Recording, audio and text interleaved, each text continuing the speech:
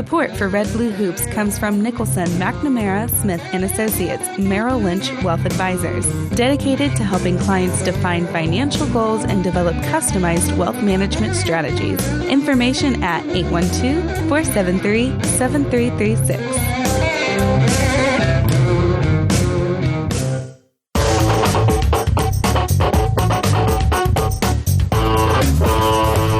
From the banks of the Ohio River in Evansville, Indiana, this is Red Blue Hoops with fanatical Red host Chad Payton and obsessive Blue host Evan Beck. Welcome, everyone, to the third season of the award-winning Red Blue Hoops show on your WNIN 88.3 FM. Give us a call as the phone lines are open. Our phone number is 812-426-7400, or you can tweet us at Red Blue Hoops. I am Evan Beck, your voice for the Kentucky Wildcats, and joining me again tonight as the voice for the Indiana Hoosiers is Chad Payton. Chad, welcome to tonight's show. Thank you. Happy Thursday, everybody. Evan, Walker, good to see you guys. I think we're back, and we are better than ever, right? I love it, yes. Me too. Show 2, Season 3. Any feedback on the streets from the Hoosier fans from our show last week that you bounced around the community? Yeah, I heard some interesting things. My godson actually called me after listening to the show last week. We brought up the IU curse that we remember discussing that last week. That's part of the 30-year anniversary segment that we're doing each week this year. So supposedly, and I need some fact checkers on this if anybody else knows about this, but in orientation at IU now, they talk about in 1987, some statues were stolen from a fountain in the middle of campus. Uh-oh. And they made a big deal about it after the championship, and one of those statues was returned, but the other one was not returned. And Indiana Bloomington folklore now is Indiana will not win another national title until that dang fountain is returned. Or the statue. Oh, the statue, I'm sorry, yes. So do you have any knowledge what these statues looked like, the size? I'm working on that, okay. But I'm begging and pleading with IU Nation. Return the statue, please. So, Hoosier Nation, yeah. There's a missing statue out there that has supposedly been impacting the ability of Indiana to compete for a national championship for 30 years. That's all it is. Yeah. It's crazy, isn't it? Well, I love the fact that we brought up that new segment this year, and we've had people interacting. You know, we had the feedback from Brian and Sharisa meeting 30 years ago. That's right. And Aaron called in, and he considers that his birth was the beginning of the curse for IU. And you said I was still wearing diapers. Yeah, 9 years old. That's right. At 9 years old, that's right. Well, let's just go ahead and jump right into, since our last show last week, it's my understanding. See, IU went 1-1. They did. They won at home, right? They did. Against an Illinois team? They did. What about that game? Dad and I were at that game last Saturday, and it was funny. We were running kind of late. Parking was a little rough up there. So I dropped him off because I wanted him to get in there and see the beginning and make sure that saw the starting lineups, because there's some neat things that Indiana does there. So I got in there late, and IU was up 13-0. So they started that game the way they should have started the Wisconsin game the few days before. So played okay. I mean, they needed a win, and then they did get it. They were 11-point favorites, won the game by 16. They did give up 51 points in the second half. Ouch. Yeah, still and lack. Illinois, what's their story? They're not good again this year, or what's the deal? You know, they're I think they're about 11-6. Very similar record, Indiana, actually. Don't have the type of wins as far as the North Carolina and Kansas. But Illinois last night did get a nice win at home against Michigan, played well. Yeah, that's right. That was a good win for them. That's good. So, hey, Indiana will take any. I don't care who we're playing. We needed a win, so we got that, especially in conference. And that was last Saturday? That was last Saturday. I remember seeing part of that game. You guys shot the ball well, if I remember correctly. Shot the ball well, yeah. Shot the ball well from the field and from three.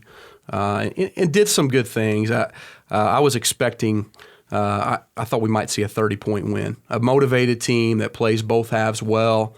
It didn't happen that way, but I'm not going to complain about a 16-point win. Oh, sure. No, anytime that you guys have been struggling a little bit lately, and yes, you more than cover the spread very comfortably, so you got to be happy about that. But then you go on the road. We did. Played at Maryland last, I guess that was on Tuesday night. Tough atmosphere. Maryland normally, to me, is soft. I always felt like they didn't defend, and that's why IU always matched up well against them because we'd play hard against them. But that Maryland team's not like that this year. I think they had 8 blocked shots in the first half, so they were getting tough at the rim, causing some issues. IU played a decent game, played good enough to win on the road. They were in position to tie at the end, right? They were. Games aren't won and lost on one play, but one of the things I tweeted out during the game was IU had taken a 2-point lead with about 2.5 minutes left in the game, made a great defensive stop, blocked a shot, and went on a fast break. James Blackman and Robert Johnson, 2-on-1. Getting ready to shoot a 3. It was going to be a good shot either way, and Blackman steps out of bounds on the wing. Those things they can't happen. Not at home, not on the road. They go up 5 there, go up 4. Game pressure sets in, and Indiana probably gets a nice win on the road. So, with that game, just substitution patterns still are odd with Crean. I think he's still trying to figure that out. And there's just, at the end of the day with the Hoosiers, unfortunately, there's just no leader. There's no go-to guy. Yogi Ferrell was in the stands the other night, and I think it brought back a lot of memories to folks. Man, if he could just suit him up again, that would be nice. Well, speaking of that, let me get to that point here in a second. I need to remind our listeners, you can give us a call. Phone lines are open, 812-426-7400, or tweet. At Red Blue Hoops. We need some questions. So you mentioned Yogi and Nick Zeisloff. Yeah, they were both there. That's right. So I'm watching your game. I settled in just before halftime, and I saw the Melo Trimble play where he blew by Thomas Bryant, that Thomas Bryant still can't properly guard the pick and roll. He can't guard. He can't guard a chair. Yeah. One thing I had a question for you or the Indiana Hoosier listeners out there. I find it extremely unusual that a head coach would allow 2 former players to sit immediately behind the bench and to interact significantly with your players during the game. To me, that's extremely odd.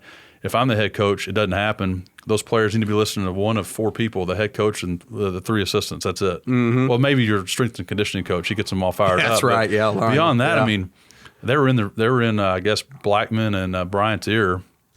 I found that just to be unusual and another feather in Crean's unusual hat. That's a good catch, Evan. I did not see that. Obviously, I saw Zeisloft and Farrell behind the bench. Yep. I did not see them interacting. You know why you didn't see it? You were tweeting. That's a good point. You were looking at your Twitter screen. I was so mad. You were Twitter fantastic during the game. I am. Twitter-tastic. I am Twitter-tastic. But so you guys are now 1-3 in the Big Ten. 1-3 in the Big Ten. Okay. Let's just get right into Tom Crean. Tom Crean has a 56% winning percentage at IU. Mm-hmm. Okay. His career winning percentage is 61%. That's right. And in my office, there's a lot, as I tell you week in, week out, I work with a lot of IU fans, and some of them are really, really intelligent basketball fans. Yes. And they're most IU fans are, by the way. I'll throw that out there. But the tenor in my office today, they come in there and chew the fat on Red Blue Hoops Day, and they want Crean gone. So let's hear from the fan base out there. Absolutely. What is your current position on Coach Tom Crean? Does he need to stay in B-Town or get out of B-Town? Hey, we have a caller on line 1. Wayne, go ahead. Welcome to Red Blue Hoops, Wayne. Hey, Chad. How you doing there, bud? Hey, Wayne. What's going on? Thanks for calling in, man. I really appreciate it. Hey, no problem. But, hey, I got a couple of things to tell you. The statue that they're saying that actually got stolen was the donkey that Bob Knight stole from Purdue as their mascot back in several years ago. So they're saying that's what it really was. No kidding. Okay. That's good feedback. That's a joke. Oh, he had you hook, line, and sinker. I liked it. I like that, Wayne. That was making some sense, though. Pretty creative. So, Wayne, I just reeled you in, Chad. What can I say? I know you did. That was pretty easy there. So, Wayne, right when you called in, we're just talking about Crean and within my office, the IU fans are really barking about Crean today. What's your current stance on Tom Crean? Well, I mean, I've been a Crean, I guess, proponent more than anything. I've kind of given him the benefit of the doubt for most things. I don't think he's a great coach. I think he's a decent coach. The problem that he has is that when you have players that are not playing well, like OG Anunoby right now and Thomas Bryant, Dan Dockich made the comment that James Blackman Jr. couldn't guard a chair, and I've been telling Chad that Thomas Bryant, he couldn't guard a trash can. That's a good point. It is. So really what we've got is that, you got players that have talent that are expected to play and play at a high level.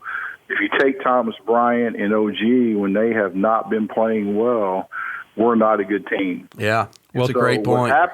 What happens for him is that he's in a situation that he starts playing guys that are red shirts and walk-ons, walk-ons and whatever you want to call. It's not very good ball players, and he's trying to get some enthusiasm going to put a message to those guys.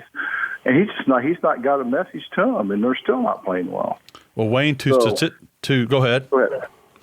So really, from that standpoint, I think Chad and I've talked about this. He's going to have to shorten minutes of players, and that can't really play. But at the same time, even in the Maryland game, we had key critical turnovers at just junctions of the game that you got to score and you got to have a basket. And Thomas Bryant and OG, other than OG having one thunderous dunk, was non-existent again. That's a great point. I can't say it any better there. No, Wayne, we really appreciate your call. Yeah. Thanks for your support. Thanks a ton for calling, man. Talk to you soon. Hey, not a problem at all. Talk to you soon. See you, Wayne. Thank you. Chad, to statistically support Wayne's comment about IU's lack of defense, you currently are ranked 99th in the nation defensively. And if you look at your lineup, you have Jawan Morgan, OG, Thomas Bryant, Deron Davis. You have the length and the bulk to be better defensively on the interior, and as we saw OG last year, excellent wing defense as he shut down Jamal Murray in the NCAA tournament against Kentucky. Yeah. So when you look at the guard play, you have Johnson, Blackman, two highly experienced guards. I can't understand why Indiana is such a poor defensive team. Well, it's a great point, and I don't want to hate to blame one guy on this whole deal, but Thomas Bryant has really let down the Hoosiers this year. We thought we would get the points, and he's been okay there. But as far as a center blocking shots and doing his thing, he cannot handle a pick and roll. So coaches, they scout. The Big Ten's one of the best scouted conferences in the country, just like the SEC. Yep. And they make plays on this guy. And Thomas Bryant is not strong. It's been a while since I've seen a player of his stature, in my mind, regress from year to year. He was awesome in that Kentucky game last year. Oh, he was fantastic. Just incredible. Looked dominant. Fast out there, made some plays. But Wayne, actually, he made a great point with that, too, the other day. Did Yogi Ferrell make such a difference with the team as far as being able to penetrate and kick and set these guys up for success? And we don't have a point guard. We just don't. No, you don't. And that I thought we could overcome that, but that's too critical of a position to make it happen. And you guys are turning the ball over a lot. So bad defense with turnovers, it's putting your team in a bad position. Yeah, you think of the Butler or the Maryland, a few other games that we lost. I think it's 4 games there outside of the Louisville game by a total of 14 points. So that talks about the importance of possessions, and then puts pressure on Crean too to make it happen. His substitution patterns and in those games that are so tight, anything he does or does not do is magnified a ton. And unfortunately, IU's just not getting it done right now. All right, listeners, again, phone lines are open. Give us a call tonight at 812-426-7400 or tweet at Red Blue Hoops. Come on, folks, call in. We got to talk. Speaking of our Twitter account, we have a couple of people tweeting in tonight. The first one is Joe Hurley. Joe Hurley, yeah, good friend of mine. His tweet is, when was the last time we attempted to score on an out-of-bounds play or ran out of a timeout for that matter? I guess ran a play out of a timeout. That's right. We kind of touched on this last week a little bit because – I will say inbounds plays, Cal Perry he goes neutral. He doesn't really try to immediately attack the rim. It kind of frustrates us because you have all these athletes and great players. Sure. Why not go after it? But sure. Tubby was pretty good at it. Billy G was really good at it, ironically. Yeah. Although he was very poor in the other facets of coaching. But so that's a Joe Hurley question. Anybody have any insight there? Yeah. I just think it's just – the interesting thing that Joe makes a point there is that you mentioned how Kentucky's is more neutral. Well, Indiana's out-of-bounds plays are borderline disastrous. You watch them, and you end up throwing the ball in the backcourt, and the defender's jumping up, looking like his jump ball, like he's going to catch it, and then your offense is out of sorts at that point. True. So I think I made the point last week. Bill Self in Kansas, they average like 8 to 10 points a game on out-of-bounds plays. That's just incredible. And I was always an offensive type of guy. So, what's that? Yeah, well, yeah, a guy shoots three threes in 30 seconds. That's right, single-handed 9-0 run. You remember that story? I do. Yeah. Also off Twitter, we have now this is a lifelong Illinois fan. This is coming in from Keith Bratton. He says, "Is IU ranked this week? ? Not listed in my paper." IU is not ranked this week. They are not? They are not. Well, that kind of is a great segue. Folks, again, each week we provide you what's called the RBH Index. That's our homemade a ranking system that we utilize the 4 major mathematical indices. And this week, the index, Indiana has improved dramatically, folks.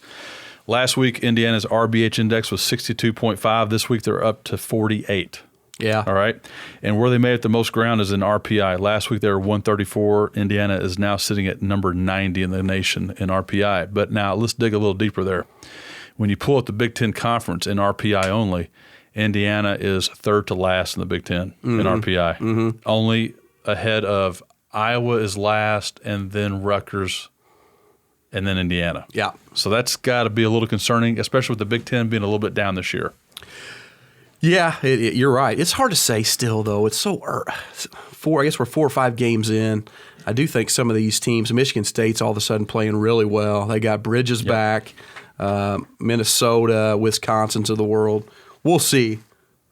Oh, yeah. I love this part of the show. She's becoming a Geraldine. She right? is. Which is good. We like that, right? We now have the infamous Kim Payton on the line. Kim, go ahead. Welcome to Red Blue Hoops. How you guys doing? Doing well. How are you doing? Great. Kim, I'm doing fantastic. Thanks for calling. Okay. Well, I just want to ask Chad how he thinks the big guys don't play underneath the basket more. When you have, like, OG can jump 2 feet above the rim, and it seems like they should get him the ball in there, and he can, make some points. Yeah, that's a great question. I don't know how to answer that outside of that's a coaching philosophy that Bryant and OG are too much on the perimeter, and they're not getting good shots in there, and that's causing our offense to be out of balance. And I agree. That's on Crean. He's got to fix that. And that's the danger of sometimes getting guys like Bryant hitting some threes and doing that thing early, because then they think they're three-point shooters and not post players. So that's a good question. I need some Hoosier Nation fans to call in on that, and let's discuss that further as well. What do you think? Okay. You talking about to me? Yeah. Yes, ma'am.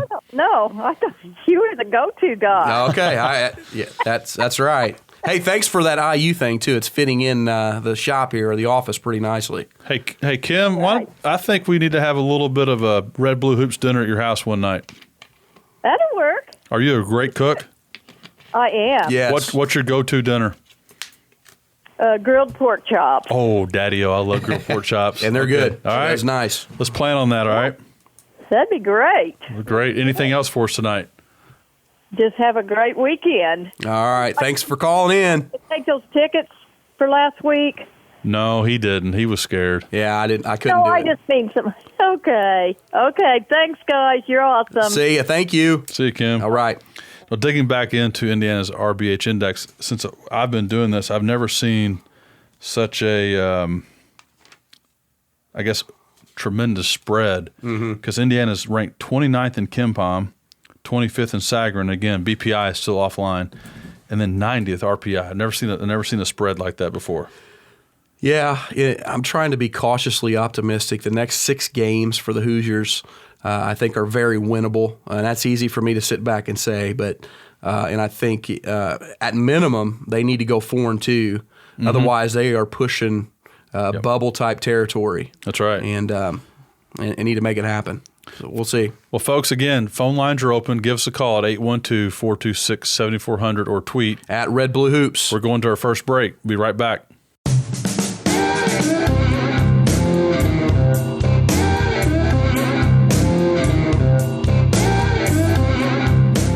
Support for Red Blue Hoops comes from Nicholson, McNamara, Smith & Associates, Merrill Lynch Wealth Advisors, dedicated to helping clients define financial goals and develop customized wealth management strategies.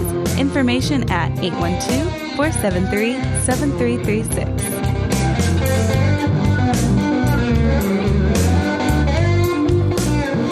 All right, folks, welcome back to Red Blue Hoops here on WNIN 88.3. Phone lines are open at 812-426-7400, and our Twitter account has lit up. It's blowing up tonight, It is, and this is from a really, really good friend of mine, the one and only duck-slamming Blake DeWeese from out there in Newburgh, Indiana. Blake. He's an up-and-comer. There's rumors that Cal Perry's recruiting him already. He's only like 6. Really? Kid's incredible. But anyway, Blake has a question for us here. Which Indiana player needs to step up and lead the team? I'll throw it to you, Mr. Payton. Good question. Thanks for tweeting that out, Blake. I think it needs to be Robert Johnson. I think he is the most consistent IU player. He's not a loud type of guy, but I think he's got the respect of the team, and I think he needs to be the guy. And then throw in some folks like Thomas Bryant to relax and calm down, let Robo somewhat lead the team. And unfortunately, it's by committee. Colin Hartman would have been that guy, but he unfortunately is hurt. And from what I hear from reliable sources, that his career could be over at Indiana, that he will not play. So my thing on that is Robert Johnson needs to be the guy. Our good friend Jim Gossey just tweeted in, okay, we've beat the dead horse we call the Hoosiers. Let's talk about Big Blue Nation. That's right. So with that being said, we have Geraldine the Cat on the line. Geraldine, welcome to Red Blue Hoops.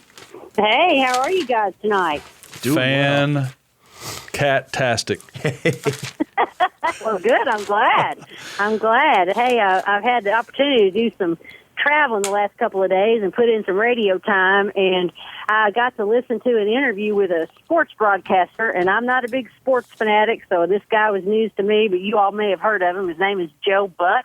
Oh, yeah. He's written a memoir that's come out, and I was just fascinated listening to him, and I swear I think you guys could give him a run for his money. Wow. Well, that's saying a lot, Geraldine, because Joe Buck, obviously, the son of the famous, is this Jack Buck? Jack Buck, That's yeah. right. Buck, yeah. Yeah, Exactly. you know, Joe does St. Louis Cardinal, but he does, the biggest NFL games every week. He's the guy, him and Aikman. Yeah. Well, I really like listening to him, but I think you guys could give him a run for his money in terms of basketball, that's for sure. Absolutely. You guys sound just as good as he does on the radio. Well, thank you for that. We appreciate your support. Well, you're welcome. Yes, I did have a question. Okay. I used to hear a lot last year, particularly maybe in years gone by, about the dribble drive as a strategy, and I just wanted to know if you think that strategy still lives, or if it's going to be used, and if not, then why not? Sure. No, it's a great question, Geraldine. We really appreciate the call. The dribble drive offense was brought to, I guess, notoriety by John Calipari. He did not at all invent this offense. He was given some advice from some people that he runs with in the coaching, fraternity. I can't remember the guy's name, but there's a famous picture of Coach Cal sitting in a restaurant with a ketchup bottle, a mustard bottle, and a bunch of sugar and flavor packets on the table. Yeah. And that's where they actually had their discussion. You told me this. Yeah, the dribble drive offense. So it's been a staple of Calipari going back to the Memphis days, and he actually used it in its true sense of the form of the dribble drive offense more at Memphis than he has at UK. He's been more adaptive at UK with his roster changing year in, year out, but it's still part of his repertoire offensively, no question about it.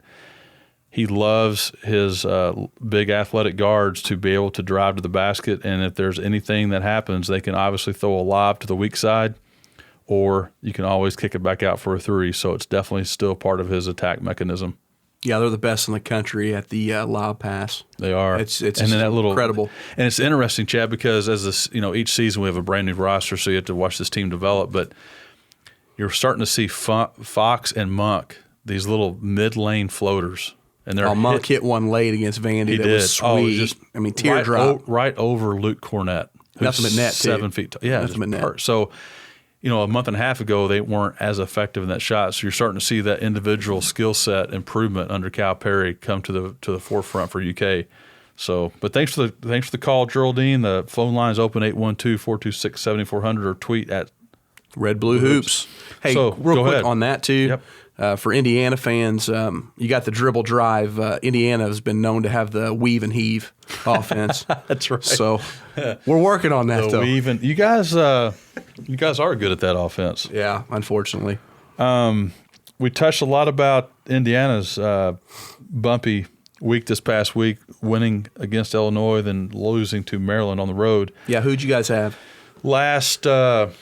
This past Saturday, I guess it was after you guys beat Illinois, we tipped off against Arkansas in Rupp Arena. And, that used to be an incredible game back in the day when Arkansas was a perennial top 10 team and both teams were loaded 40 minutes of hell, right? Yeah. Nolan Richardson. And but we ended up with a very slow half, and it's funny because of this year's team, everyone said it was extremely slow, poor performance. We still scored 41 points in the first half. Second half, we looked completely different.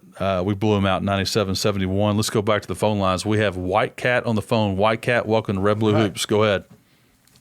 Hi, guys. This here's White Cat from Whitesville, Kentucky. My question for both of y'all tonight. All right. There's all these different polls, and then there's the RPI and the KenPom. And my question is, how much credence do y'all give each one of them, and which one do y'all think is most accurate and why?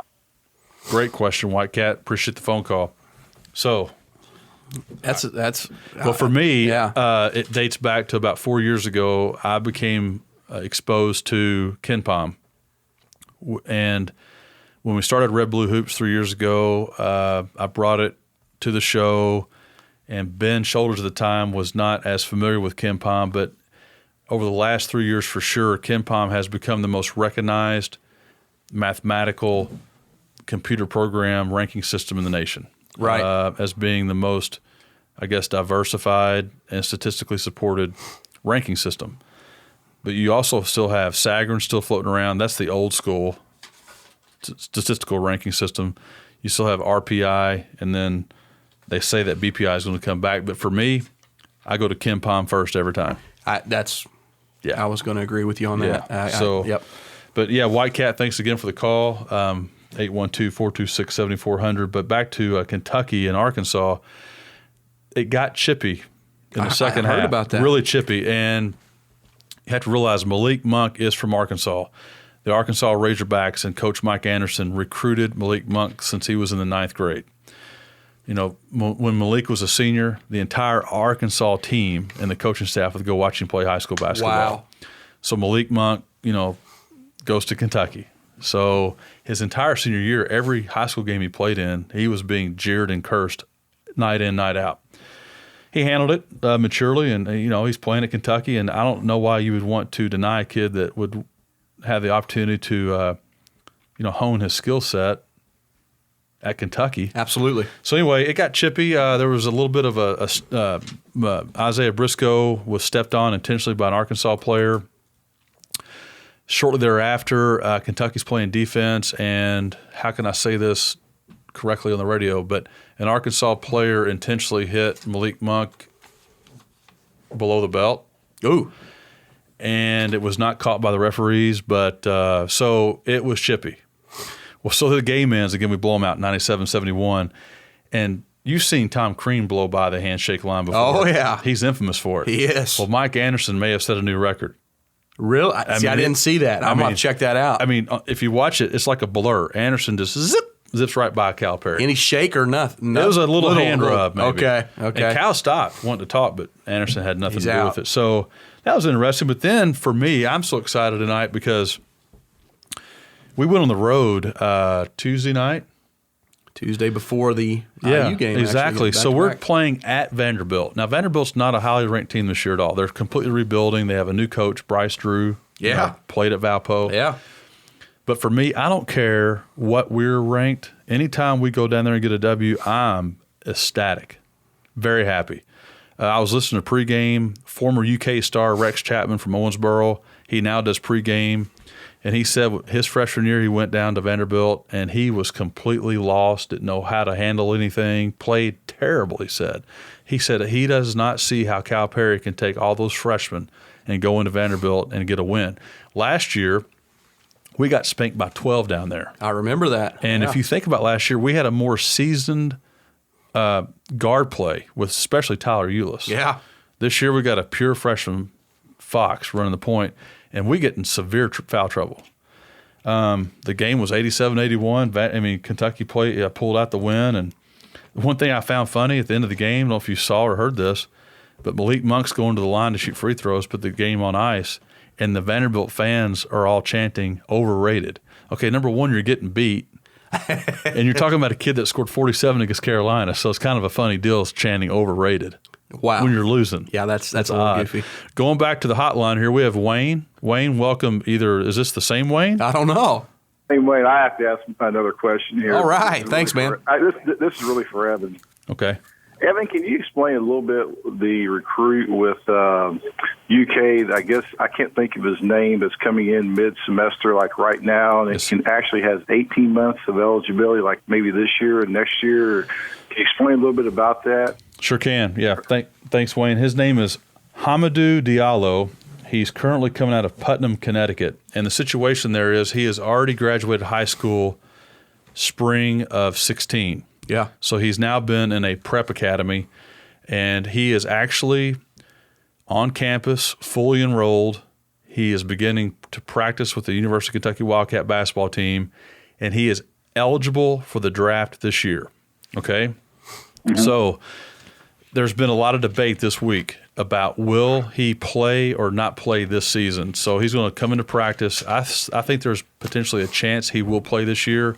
Cal Perry's saying the initial plan right now is for him not to play, but he's a 6'5". He's the number one shooting guard for the 2017 class. He has a 6'11" wingspan, a 38-inch vertical. He's an athletic freak. He can't shoot the ball that well yet, but let me ask you a question. Like the other night, we had Fox and Monk in foul trouble. If you have this kid on the bench, why not bring him in if he's getting used to the practice scheme and the offensive, defensive schemes of Cal Perry? So I'm excited about it.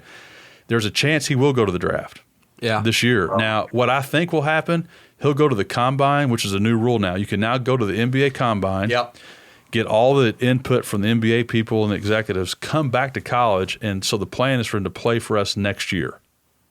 Okay. Yep. I got one more question, if you don't mind, for both of you, and this is probably non-UK and IU related, but basically relates to basketball. What do you guys both think about this situation with Grayson Allen? We had a little bit of talk about this last week, didn't we? Oh, we did. Yeah. No, Wayne, thank you for the call, and thanks for your support of Red Blue Hoops. Grayson Allen's a hot button right now. He is. And since our show last week, was it one or two more incidents? Two more. Okay. So two more. Again, folks, just as a quick review, last season he intentionally tripped two players during a college basketball game. This year he did it again against Elon. He was indefinitely suspended one game by Coach K that ended up being a one-game suspension. Yeah. He comes back. Is it the first game back after suspension? He's playing against Boston College. That's right. And there's a high, way outside the top of the key screen set on Grayson. Yep. And he extends his left leg straight backwards. He almost had a 90-degree angle going with his leg into the midsection of the offensive player.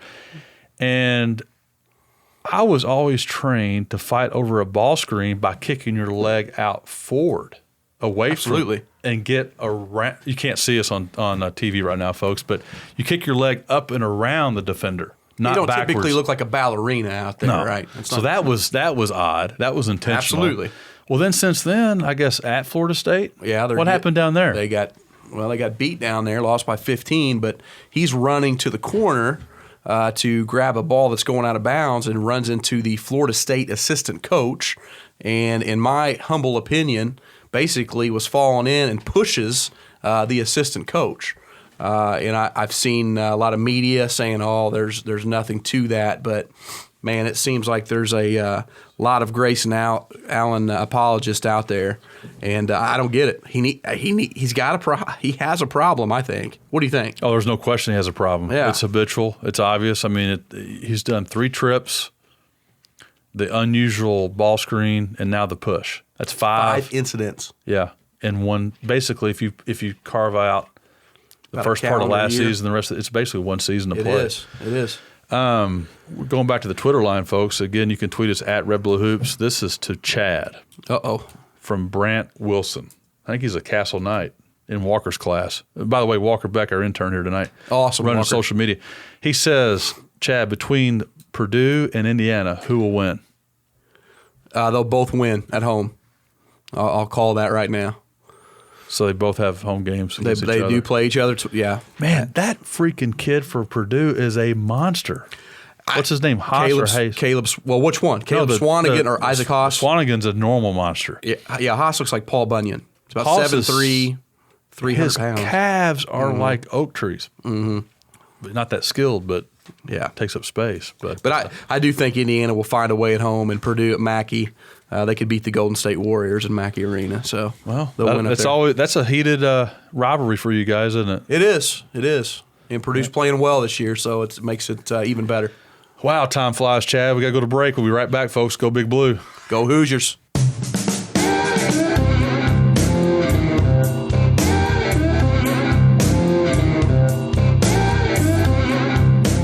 Support for Red Blue Hoops comes from Nicholson, McNamara, Smith & Associates, Merrill Lynch Wealth Advisors, dedicated to helping clients define financial goals and develop customized wealth management strategies.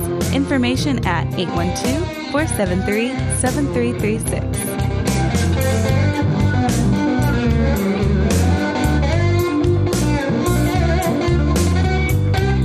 All right, basketball fans, welcome back to Red Blue Hoops. This is Show 2, Season 3. Time's flying by, as usual, We right? are having an absolutely good time tonight. The phone lines have been hot. Twitter line has been hot.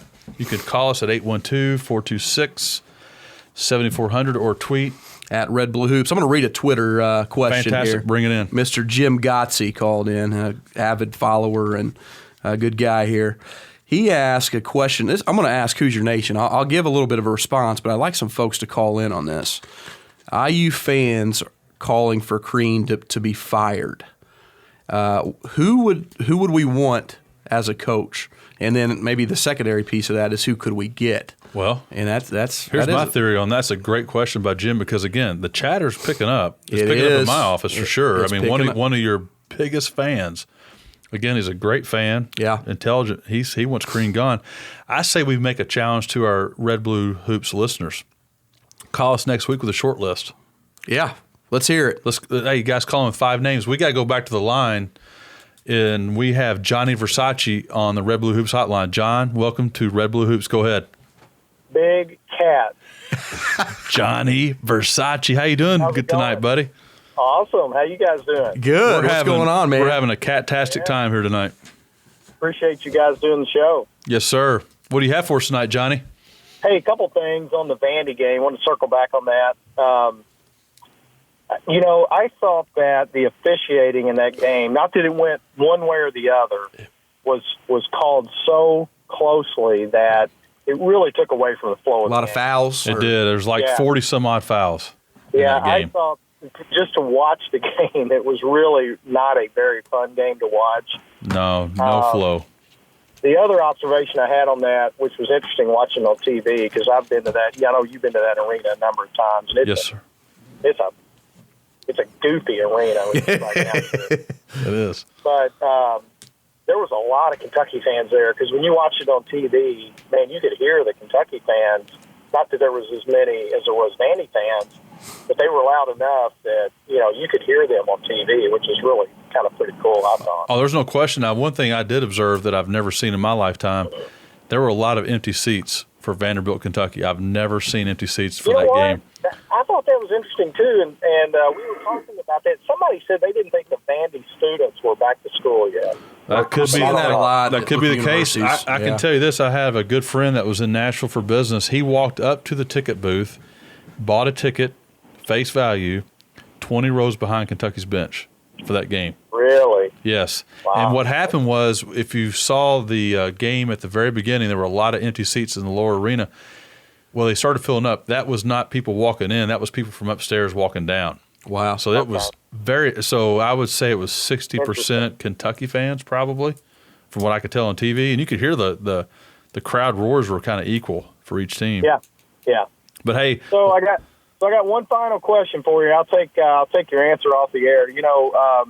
Walker Lyle, he's been doing this for a while now. I just wonder how much longer he has to do this before he elevates beyond intern status? Oh, that's a great question, Versace.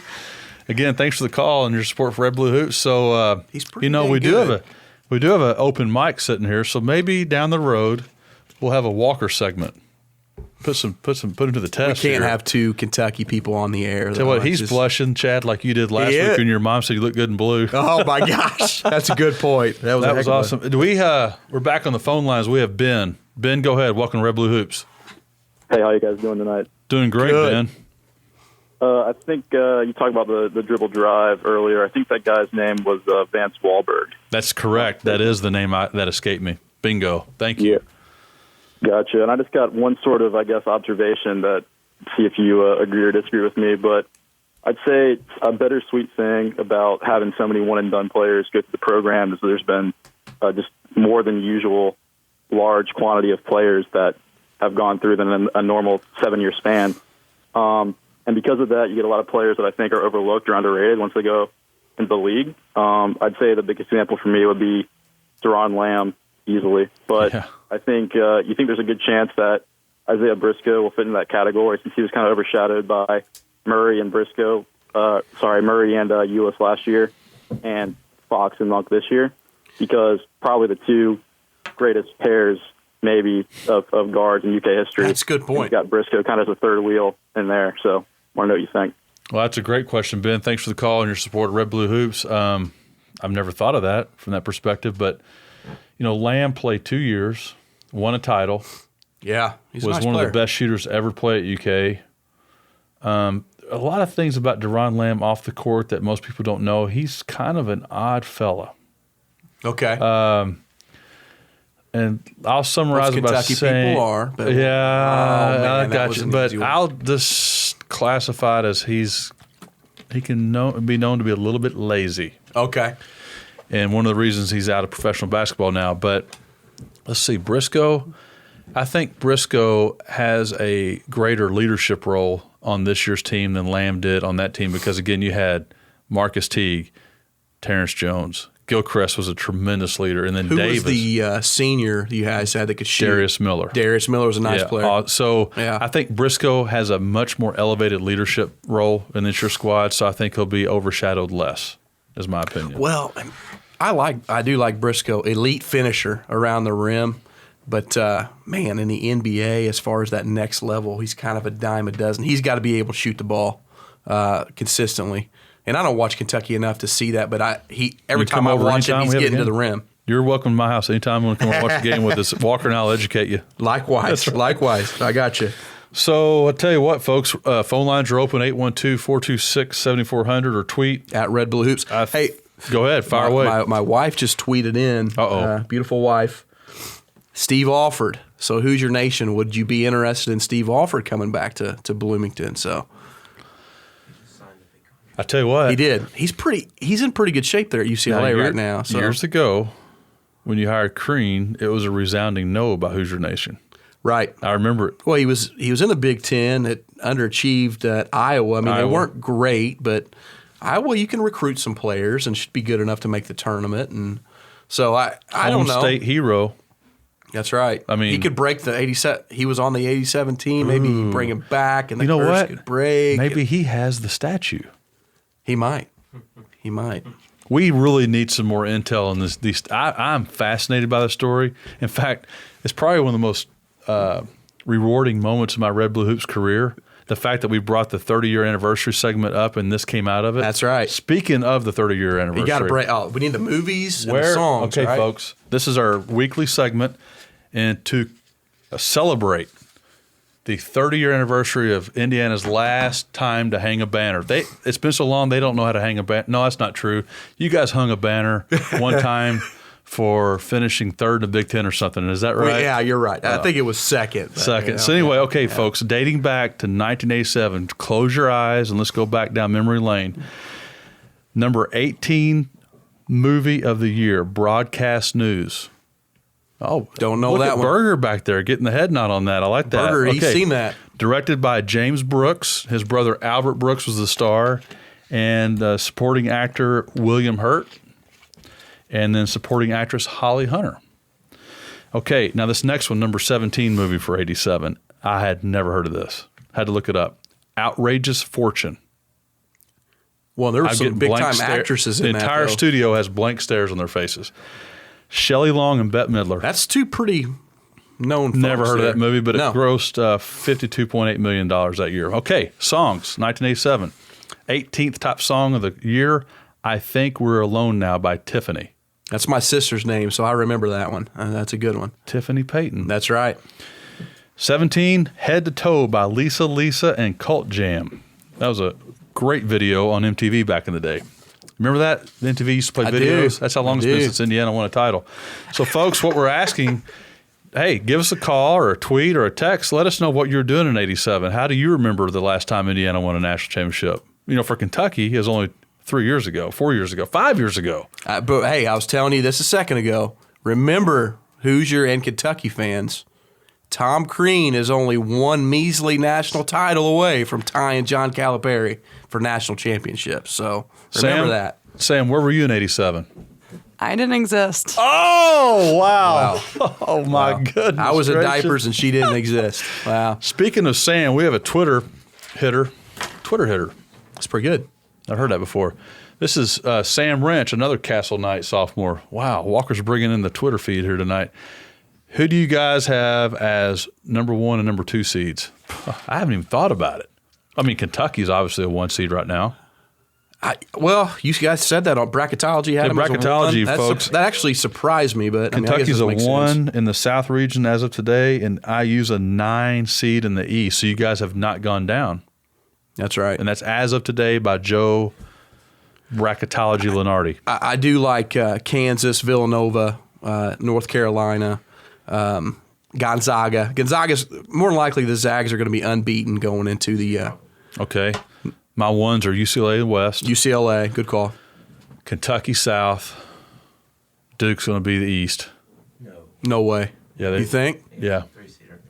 They'll end up being a 1. So what? Kansas going to be the Midwest? Yep. And the 2s, No, I don't Nova. have a clue. Nova's going to be the East, man. I just think I heard that magic sound. I think the too. phone's ringing. It is. Folks, Phones are Red live Blue tonight. Hoops, 812-426-7400. Before we get into the upcoming games, let's go back to the hotline here. Who do we have there, Mr. Berger? The grease pen went that dry. pen is flying. All right, we have Kim. Okay. Again. You're the double call man tonight. I You got know. Wayne twice and Kim. Kim, know. go ahead. I know. What were you doing in 87, Kim? Oh, we were downstairs watching that game. We were. And oh my gosh, yes. And after that, we got that statue out that we had found up in a pond. Oh, yeah, right. North So, there, and we were polishing it up. yeah, I bet. So we'll blame you guys. Yeah, Blame we us. need to get that statue back, though, don't we? That's right. We need to get it back. Get it back up there. Okay. Hey, thanks for calling in. I love it. Okay, This is bye. awesome. I got to bring one quick story up Bring on it. that. She mentioned we were watching the game downstairs. Dad was telling me, we were talking about this over the weekend. 2 things. I was actually crying when the Hoosiers won because I was so excited. And then I had a secondary cry because I realized that Steve Alford I played love his that last story. game I was at telling it. Indiana. So, All right, folks. B-Dog. Uh-oh, hold on now. No way, is it? Is this the B-Dog? Welcome to Red Blue Hoops. Go ahead. It's the B-Dog. yes. Welcome back to Red Blue Hoops, Ben. Well, thank you for having me, Big Cat. C3PO, what's happening? Nah, not much, man. How are you doing, sir? Doing good. I caught the last few minutes, and I had to call. All right. So I just simply say this. If the bracket stood the way you guys are talking about, the Lenardi or whoever it is, and IU is a 9, Kentucky's a 1, does that mean we play each other again in the second round? Absolutely. Like the last tournament? Yeah. Well, go ahead on that. Right now, B-Dog, they've got you in the East and Kentucky in the South, so some things have to shift a little bit to get us. I hope we're not in the South, C3PO. I hope he's saying we're not in the South, baby. So, Ben, let me ask you. The beat like last year. Go home, Big Blue. That's right, baby. Send them packing. Anything else, B-Dog? Just want to say hi, Happy New Year, and keep fighting the good fight. That's right, Ben, and we're gonna hang in there. We're gonna get hot in Hoosier Nation, man. I feel it. Oh, we'll get hot. There's no doubt about that. There's a lot of basketball left. There is. I'm confident about that. So, go Hoosiers, Big Cat.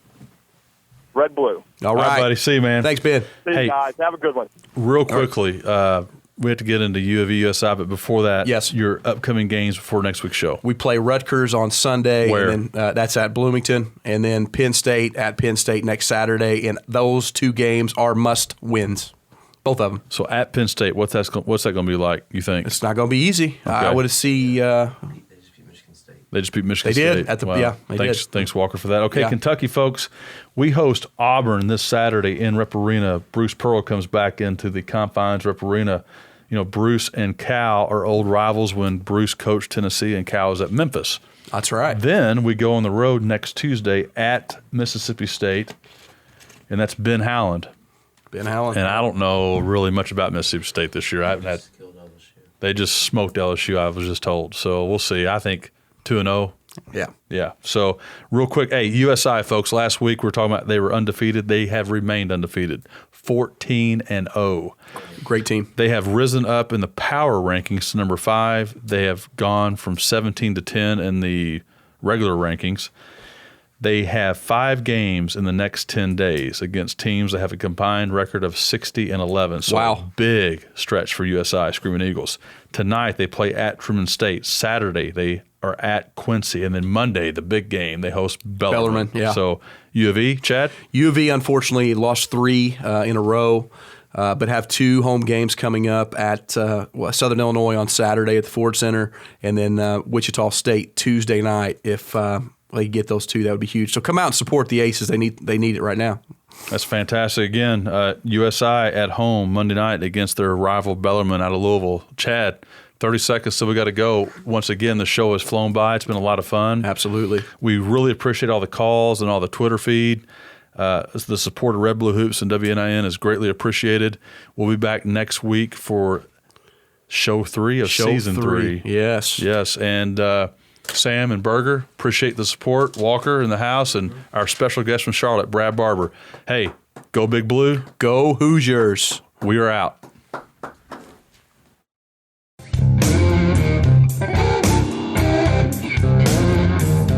Support for Red Blue Hoops comes from Nicholson, McNamara, Smith & Associates, Merrill Lynch Wealth Advisors, dedicated to helping clients define financial goals and develop customized wealth management strategies. Information at 812-473-7336. Red Blue Hoops is a production of WNIN Tri-State Public Media.